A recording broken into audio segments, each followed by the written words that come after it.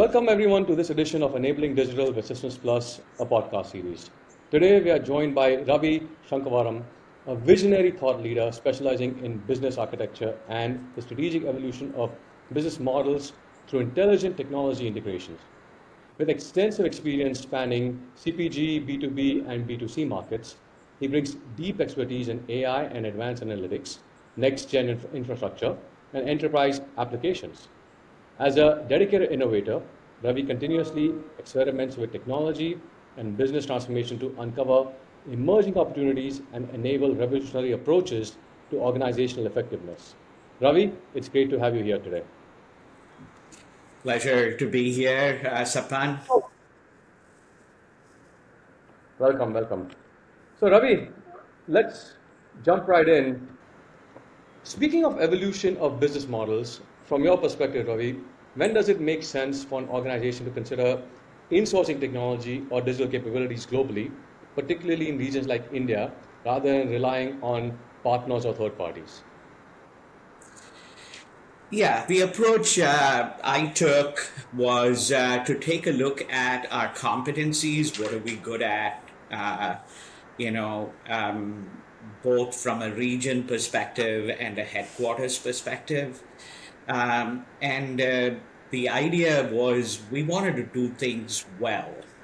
So in areas we had the experience, we got our own teams to grow and expand.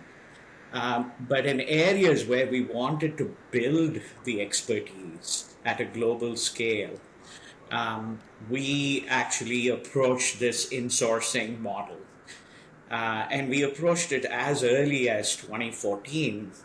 Um, and that's where we took a look at it from a few perspectives. One is what is our capability maturity that we wanted to have in 2 3 years time. What is the investment we wanted to make, and more importantly, what is the talent we wanted to build. And as we all know, it takes a little bit of time to incubate talent.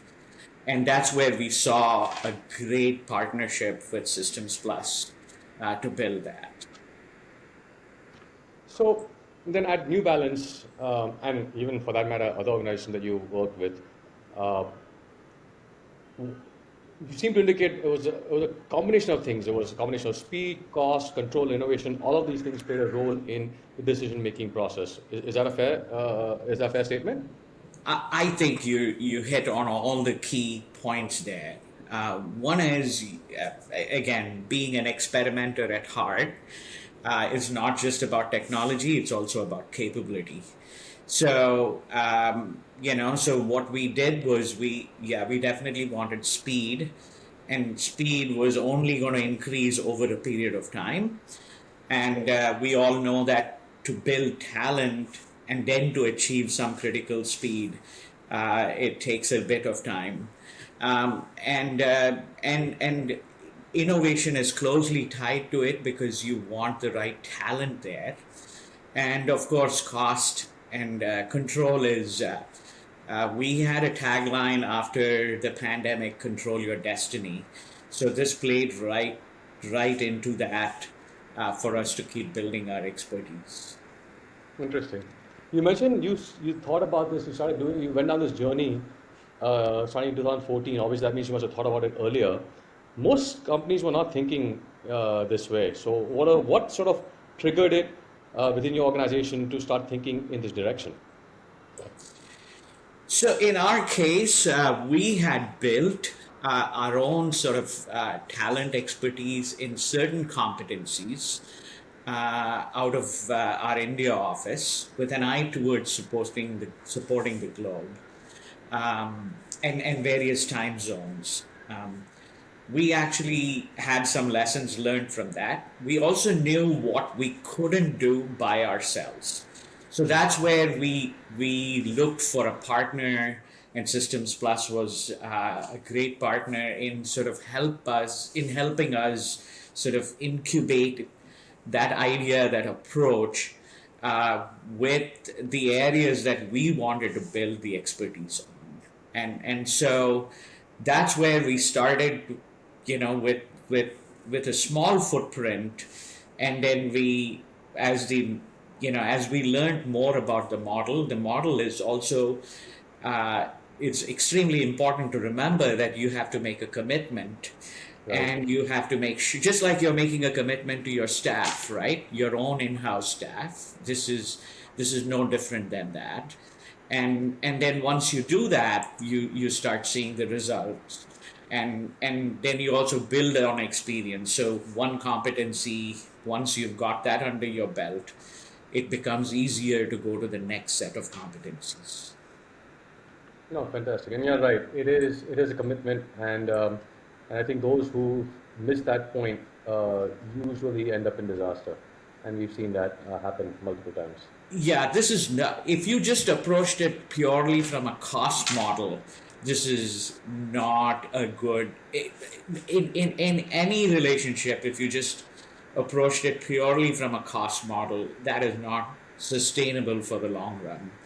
I think Right. you have to approach it with, not just the cost.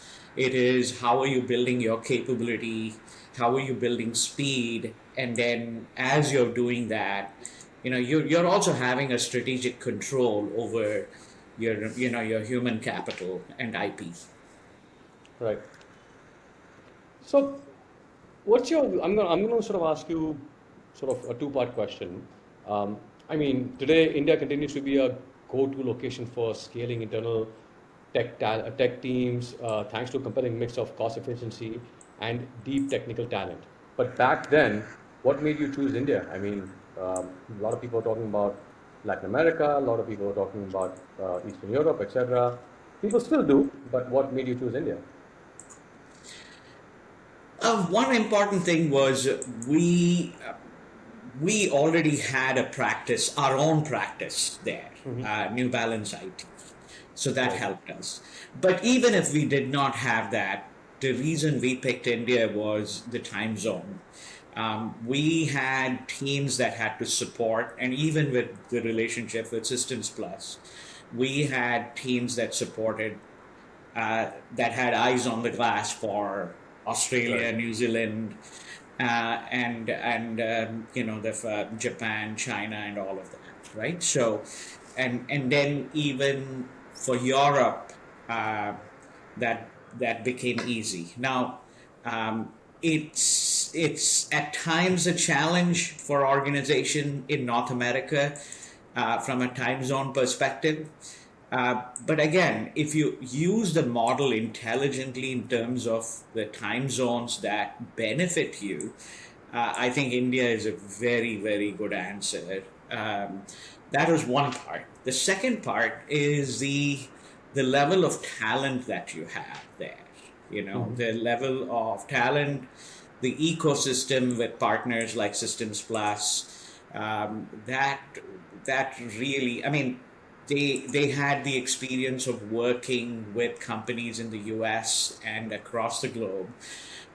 So it became, a complementing thing for us to even learn from them, on many aspects, like hiring, retention, what are the best practices and all of that. So that's where we found that India was a good model, and we kind of use that model, in other places as well. Okay. Um, so I guess what worked for you in aligning those distributed global teams?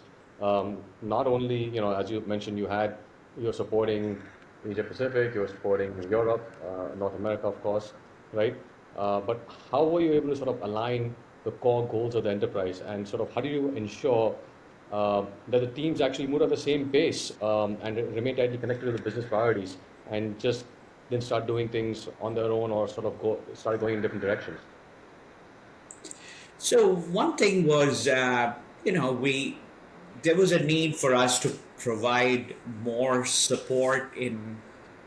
So we were providing support on ERP and analytics, and every now and then we needed help, not only there, but But in other areas, and our other big core systems were sourcing, PLM, international geographies, with technologies like EDI and disparate technologies. Right.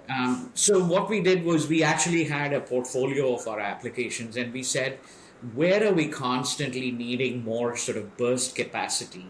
And if we were to go to the CFO to say, hey, we need more headcount here, what do we do? And thankfully, my boss, the CFO and the CEO at that time, said, hey, I want you to develop the practice out of India and build the competencies.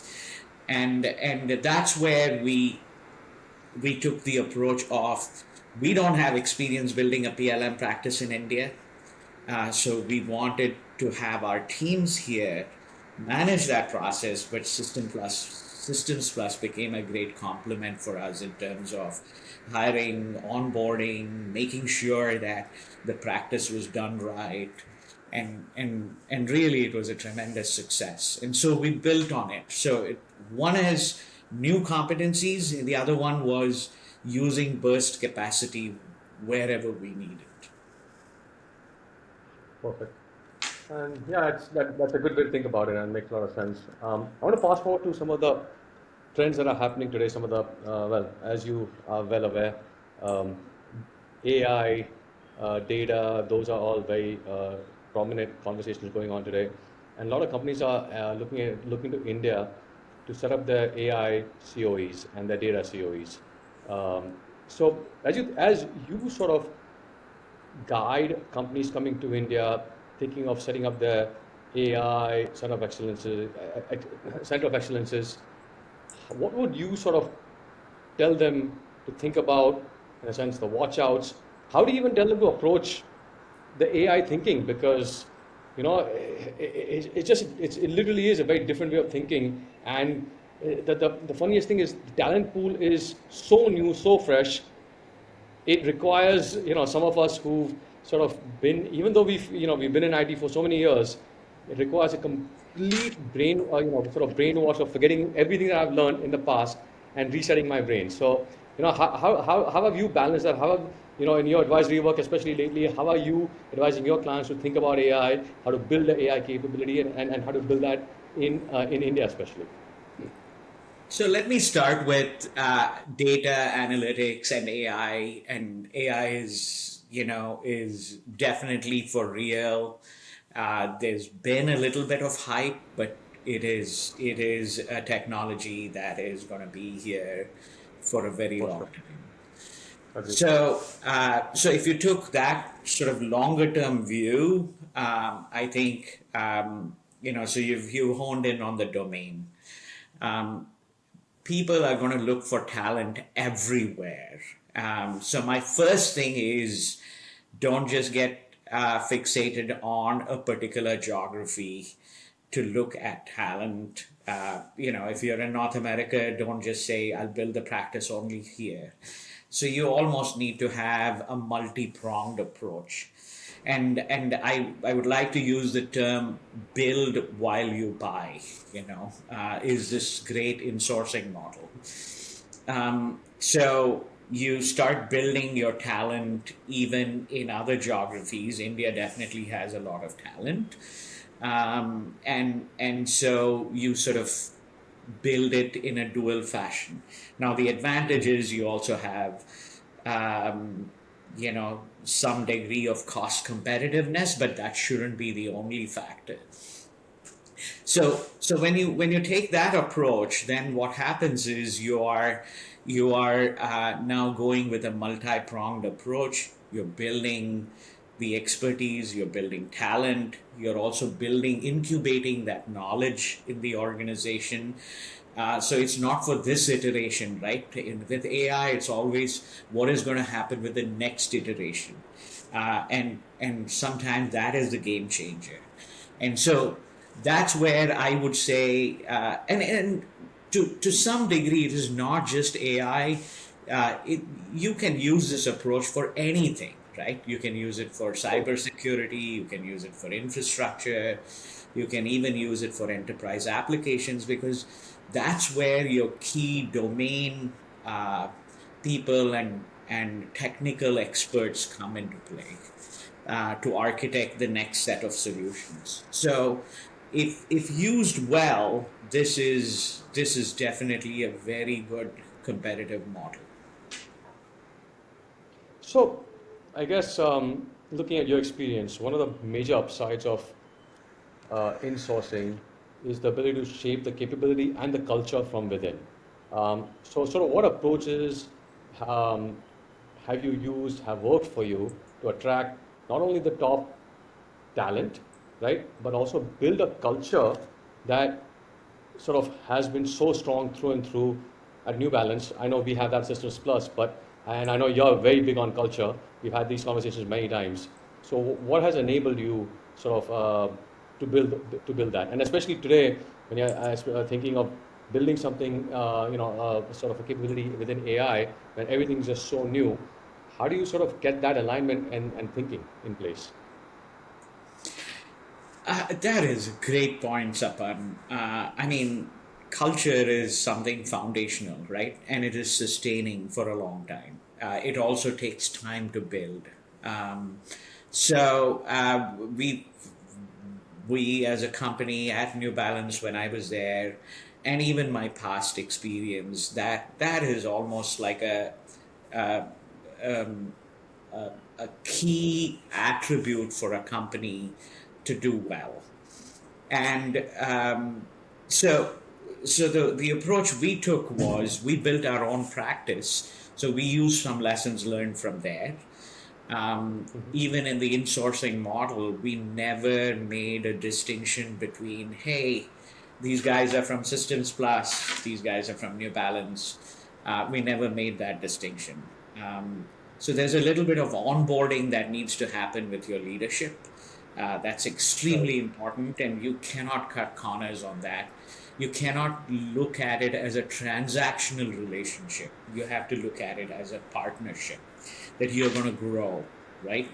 And I give this advice even for contracting projects, consulting projects, because only then you get the best outcomes, or the outcomes that you had thought, that you had desired. So that's one part. The second one is the engagement of the people. Given that they are long distance, you have to take extra um, you have to make an extra effort to make sure that there is an inclusion there, right? And it is not just India. We saw this even with our European office. We saw this in our Asia Pac office. All of that. So, or Japan and China and all of them, right? You have to also empower them to make certain decisions. So, and then there's a feeling of ownership there from the individuals, and then the outcome is, for the most part, all good. So I would say that is extremely important. There needs to be an understanding at two levels. One is at the managerial level, or the leadership level, and the second is at the execution level, where folks are the experts who are brought in. They need to be onboarded properly. The advantage with the insourcing model is companies like Systems Plus do a very good job of setting the expectations, because they also learned what the New Balance principles of onboarding were, and so it became easier for them to also understand the expectations, and also be a part of it. Ravi, I definitely appreciate the credit, but I think a lot more credit goes to you and the sort of the way you disseminate it and sort of work with your leadership team to make sure everybody who came into the model was thought themselves as New Balance. And with that, you got the ownership, right? I mean, these guys were ready to work anytime in the middle of the night, wake them up. We are going to make sure New Balance succeeds. And that was the thinking. And I think that has a lot to do with sort of what you inculcated. So I definitely want to thank you for that through that process. Um, Thank I'm you going so to much for that. absolutely, you definitely deserve that. Um, I I want to switch a little bit, right?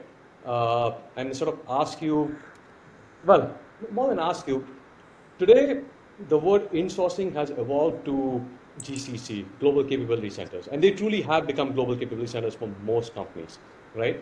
What are the sort of the really do you see a limit though? Do you see a limit to what a global capability center can do versus what needs to be done in headquarters? We always sort of tell our clients, let the strategy be sitting at the headquarters, but I've noticed that has been changing. What are your views on that? It's an excellent question, and I just the fact the term global capability center means a lot. It cannot be just only from one area. It's a Right. very hard stride to follow, but companies who do this well have great success. Um, we've seen for examples from many companies. Talent sits everywhere, right? Right. Now sometimes some core decisioning has to be done from a central point, and usually that happens to be the headquarters. But again, the headquarters also cannot make a decision in a vacuum, right? They need the inputs from key areas, right? So, um, I would say going forward, um, and my earlier point was, if you have a great analytics person, whether it be in region or in the global I mean, essentially all of them are a part of the global capability center. Right. Right? That's how you're trying to distribute the talent across the globe. Um, so I think that model, in a distributed or in some sort of a federated model, is the model of the future. It cannot be just in one place.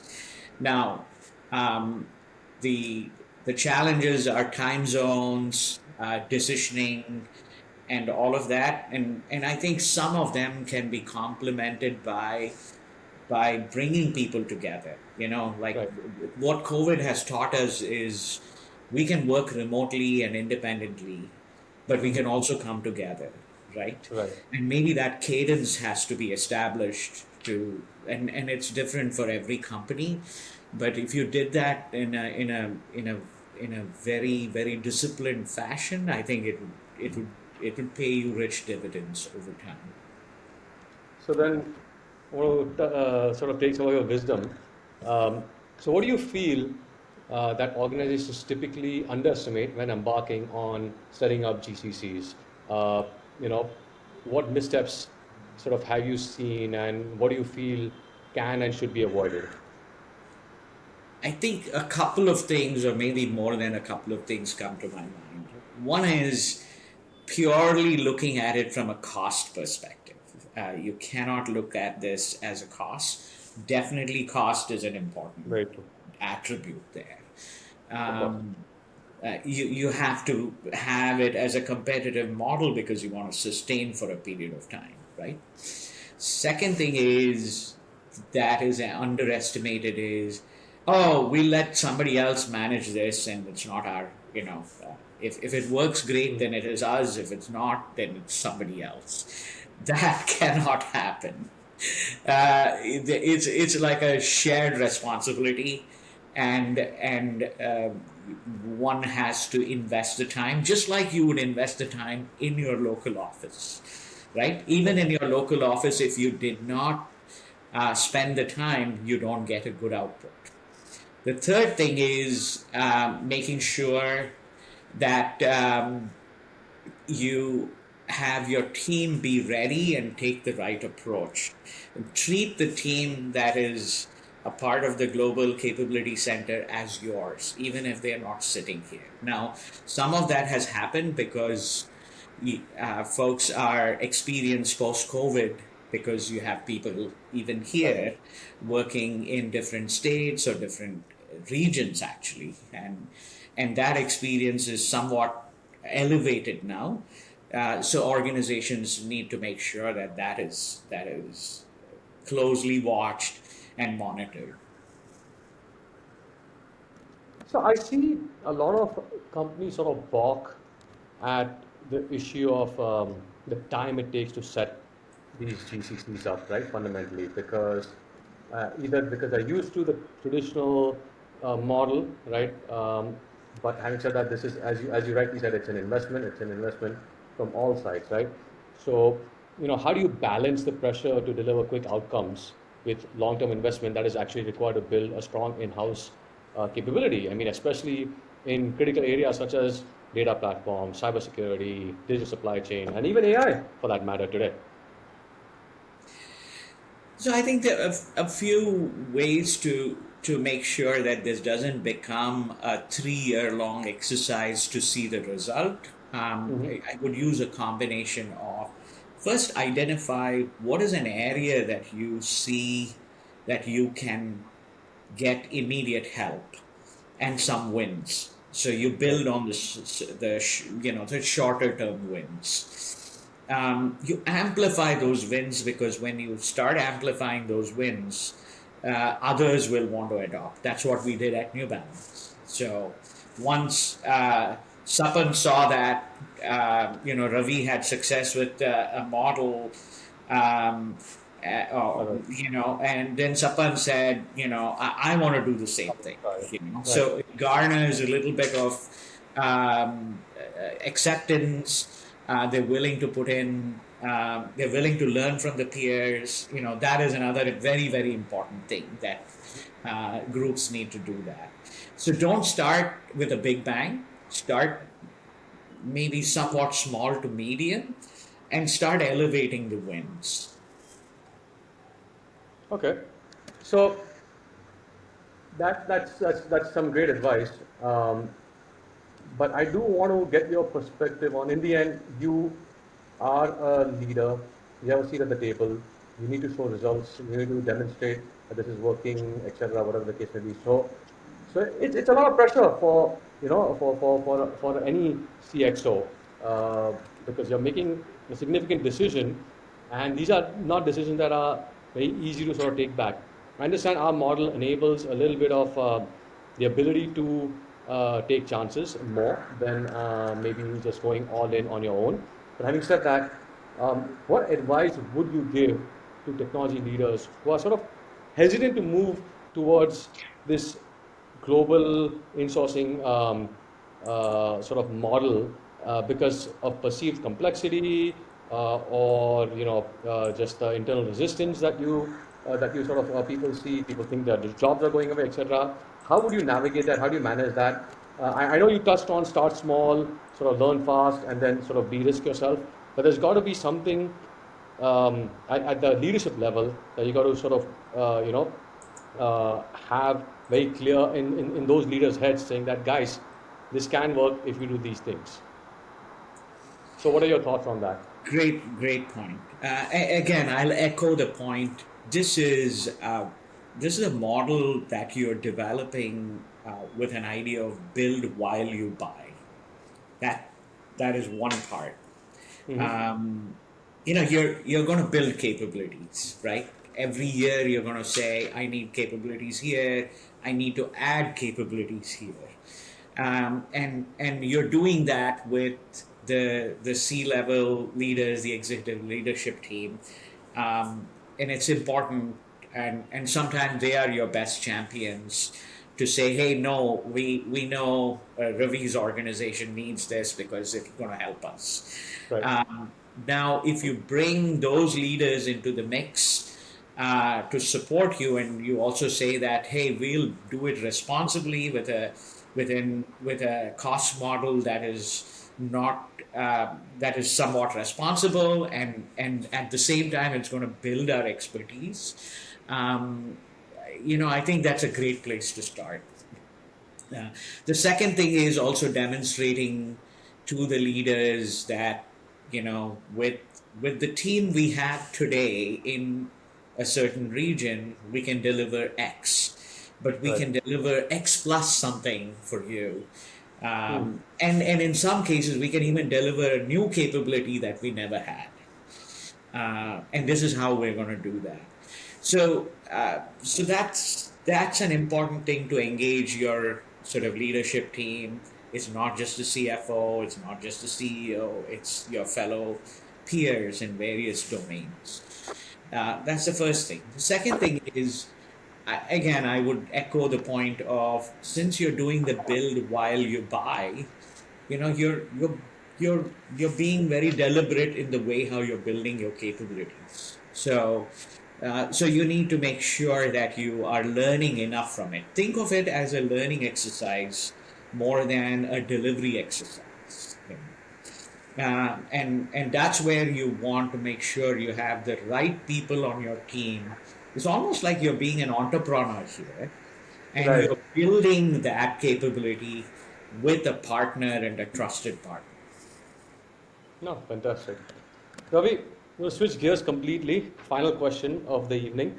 Um, so, in the advisory work that you are now embarking on, what are sort of the most common questions you're getting um, sort of around building data analytics, AI, etc.? Or if there's something else that you're getting a lot of, alternative sourcing models. I'm sure you're getting them all, and people really want to pick your brains. But so if you can enlighten us on some of the hot topics of the day these days that you're seeing.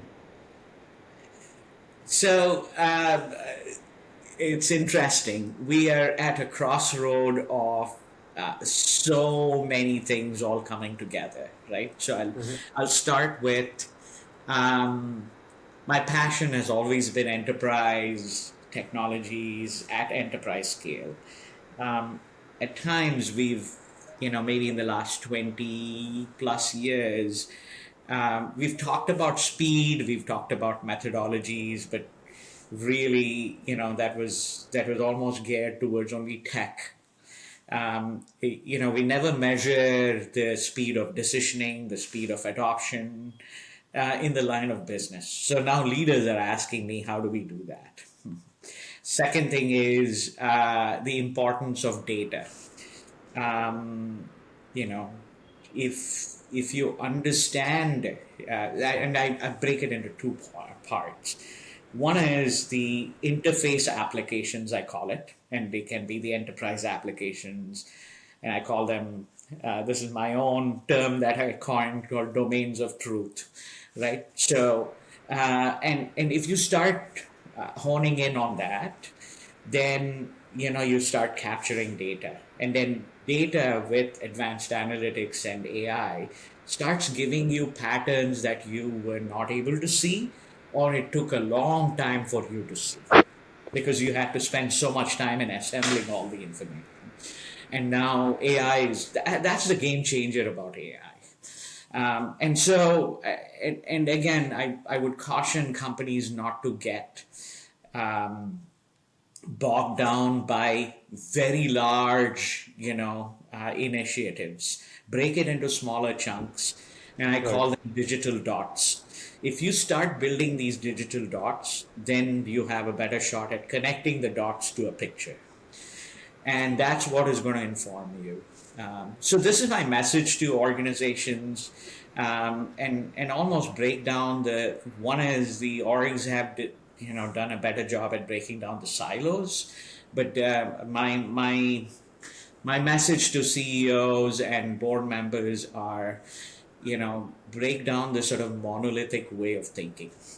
And this, even with talent, break down the monolithic way of saying we'll just do it all in one area, or we've got competency in a certain area, or certain, distribute that in a way that is going to make sense. And then there's going to be a war for talent. Even with Right. AI, we are not. It's the same thing as we saw in the dot-com days. The technologies from the dot-com have not slowed down. We're doing more, and so we will be doing more. Now the nature of the work is going to change, but the need is still going to be there. No, I absolutely agree. Ravi, thank you. Thank you so much for joining us today. I encourage all our listeners to reach out to Ravi through his LinkedIn, etc.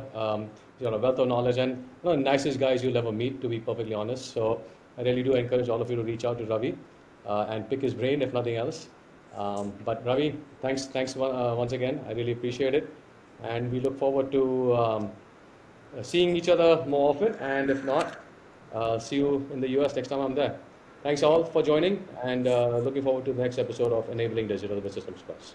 Thank you, Sapan, and thank you, Systems Plus. Yeah. Our pleasure. Thank you.